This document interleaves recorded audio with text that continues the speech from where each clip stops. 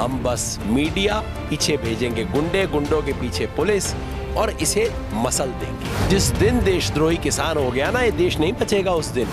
अब किसान जितना पहले था उससे 2 गुना आना शुरू हो गया है। और पुलिस, जितना शर्मनाक चीज हुई 28 तारीख को कि गुंडा आके पत्थर लगा रहा है और आरएएफ रैपिड एक्शन फोर्स खड़ी हुई है, देख रही है। बोलते हैं गंगा, मन में है दंगा, बोलते हैं राम, मन में है नाथू राम। इनसे मैं राष्ट्रभक्ति नहीं सीखूंगा। मैं बात करने की कोशिश करूंगा। योगेंद्र यादव साहब हैं मेरे साथ। योगेंद्र यादव के बारे में बहुत सी बातें होती रही है। योगेंद्र जी, 26 जनवरी के दिन जब मैं आपसे बात कर रहा था, जिस शंका का डर था, कहीं न कहीं इस देश के गोदी मीडिया ने और हुक्मरान ने वो साल अपनी साल में कामयाब होते दिख रहे थे, लेकिन एक आंसुओं का सैलाब आया और पूरा समुंदर बनकर आ गया। क्या कहेंगे? सच बात है भाई। 2 महीने से इन लोगों के पास इस आंदोलन के खिलाफ कुछ नहीं था, ना तर्क थे ना कुछ था, और इन्हें इंतजार था वीडियो का कि भाई कोई वीडियो निकल आए बस उसको, फिर तो मीडिया तो तैयार है, 10 लाख बार दिखाएंगे। और 26 जनवरी को उनको वीडियो मिल गया और उन्हें सोचा इतने बड़े आंदोलन को हम बस मीडिया, पीछे भेजेंगे गुंडे, गुंडों के पीछे पुलिस और इसे मसल देंगे। ये खेल हुआ 27 और 28 तारीख को, और 29 तारीख को जो जवाब दिया किसानों ने इस चीज़ का, और मैं सच कहता हूँ राकेश टिकैत भाई के 4 आंसू ने उस दाग को धो दिया एकदम अच्छे से। और फिर जो किसान का गुस्सा आया कि तुम मेरे को देशद्रोही कहते हो। जिस दिन देशद्रोही किसान हो गया ना, ये देश नहीं बचेगा उस दिन। जिस किसान ने इतने तिरंगे उतारे मैदान पे जितना दिल्ली ने आज तक कभी देखे नहीं थे, 70 साल में किसी गणतंत्र दिवस में इतने तिरंगे नहीं उतरे थे, उस किसान को आप कहते हो तिरंगे का अपमान करते हो। और जिस आदमी ने किया करवाया उसको ना आपको पकड़ने की हिम्मत, ना उसको उस टाइम आपने पकड़ा, और आज भी उसके खिलाफ आपके पास बोलने की हिम्मत नहीं है, उसे पकड़ने की हिम्मत नहीं है। सारा खेल किसान को समझ आ गया। अब किसान जितना पहले था उससे 2 गुना आना शुरू हो गया है। तो मैं तो गोदी मीडिया का धन्यवाद करता हूँ भाई, आपने किसान की तुख्ती रख के ऊपर उंगली रख दी और किसान खड़ा हो गया। सर, 2 महीने से गोदी मीडिया चुप था, बिल्कुल शांत बैठा था, किसान के जिक्र तक नहीं कर रहा था। अचानक से एक माइनस पॉइंट निकला, और माइनस पॉइंट भी दीप संधू, जो भारतीय जनता पार्टी के सनी देओल का प्रचारक भी रहा है, मीडिया भी देखता रहा है, प्रधानमंत्री जी के साथ रेड कोर्स के अंदर भी फोटोएं हैं। अचानक से सारा मीडिया अचानक से आ गया, और जब गाजीपुर बॉर्डर पर अचानक हमला होने की तैयारी थी, पुलिस हमला करने की तैयारी थी, तो पहले मीडिया मौजूद थी। कहीं ना कहीं सरकार मीडिया को सिलेबस दे रही है क्या?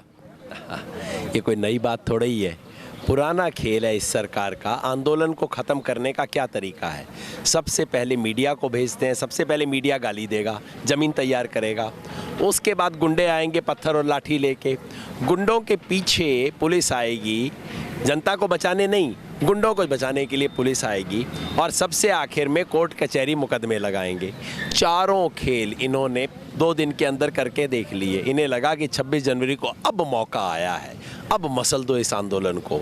2 दिन में चारों खेल करके देख लिए। मीडिया ने सब कर लिया, ख़त्म हो गया, आंदोलन बिखर गया, सहानुभूति ख़त्म हो गई। अरे उनकी खुद की सहानुभूति ख़त्म हो गई थी, पहले दिन से थी नहीं, जनता के नाम बोल रहे थे, जनता की सहानुभूति ख़त्म हो गई। गुंडे भेजे, गाजीपुर में भेजे, टिकरी में भेजे, सब तरफ भेजने की कोशिश की।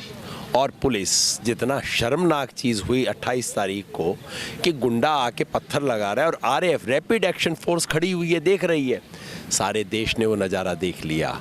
और अब इनकी कलाई खुल गई है, और जो दाव खेला था उल्टा इन्हीं के सर पे अब पड़ गया है। और अब देखते हैं सरकार कहाँ जाती है। मैं समझता हूँ प्रधानमंत्री जी को भी एहसास हो गया है। कल जो प्रधानमंत्री ने कहा ना बातचीत के दरवाजे खुले, पिछले 3 दिन से खुले नहीं थे, पिछले 3 दिन से फ़ोन लाइन बंद थी शायद, कल अचानक फ़ोन लाइन खुल गई है। मगर कोई बात नहीं, किसान इन बातों का इंटरनेट बंद करके खुद की फ़ोन लाइन चालू की है। किसान इन बातों का बिल्कुल नहीं मानता। मैं तो कहता हूँ योगेंद्र यादव के खिलाफ आप 1 नहीं 10 FIR कर दो, लुकआउट नोटिस दे दो। आपके सामने खड़ा हूँ, छुप के नहीं खड़ा हूँ कहीं पे, आप कर दो। योगेंद्र यादव को जेल में भी डाल दो, बस किसान को दे दो जो देना है, बस और कुछ ना चाहिए। सर, अर्नव की चेट आती है, अर्नव की चेट के ऊपर बहुत बड़ा बवाल होता है, प्राइम टाइम तक होते हैं। कई चैनल जो अभी तक इस आंदोलन को भी कवर कर रहे थे उन्होंने भी दिखाया, और 26 जनवरी के बाद में सारे लोग अचानक से अर्नव की चैट को दबा दिया गया। क्या कहेंगे सर? अर्नव आपको बहुत कुछ कहता है, कभी अर्बन नक्सली बोलता है, कभी कुछ बोलता है।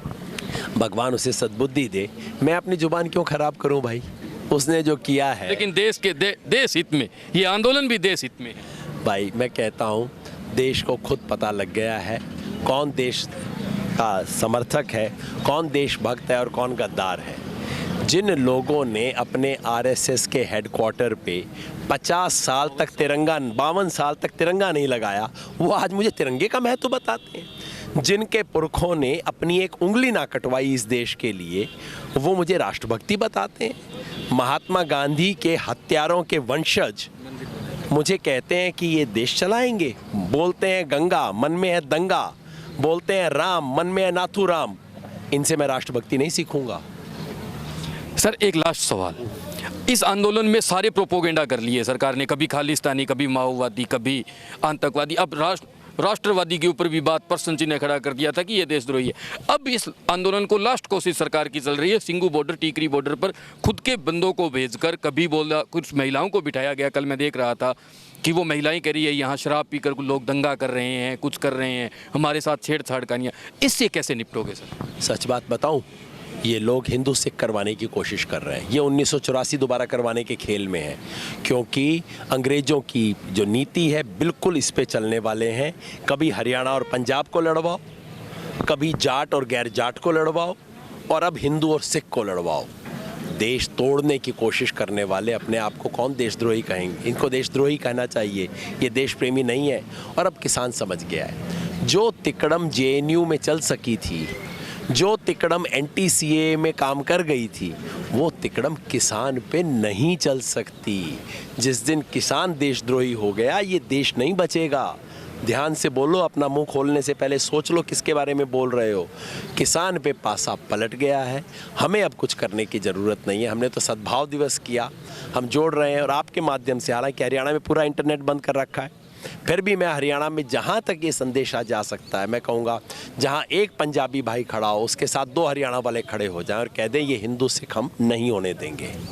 बहुत बहुत धन्यवाद Yogendra Yadav ji. My country my life में लाल कृष्ण आडवाणी ने बोला था कि वो इंदिरा के दंगे नहीं थे, दंगे हमने करवाए थे, और वही चीज़ योगेंद्र यादव कह रहे हैं अभी। सरकार की गोदी मीडिया चाहे कुछ भी कहे, ये अन्नदाता 67 दिनों से बैठा है। तकलीफ है, मन में गुस्सा भी है, लेकिन हिम्मत नहीं हारे हैं, क्योंकि ये अन्न उत्पन्न करके पूरे देश का पेट पालने वाला अन्नदाता है।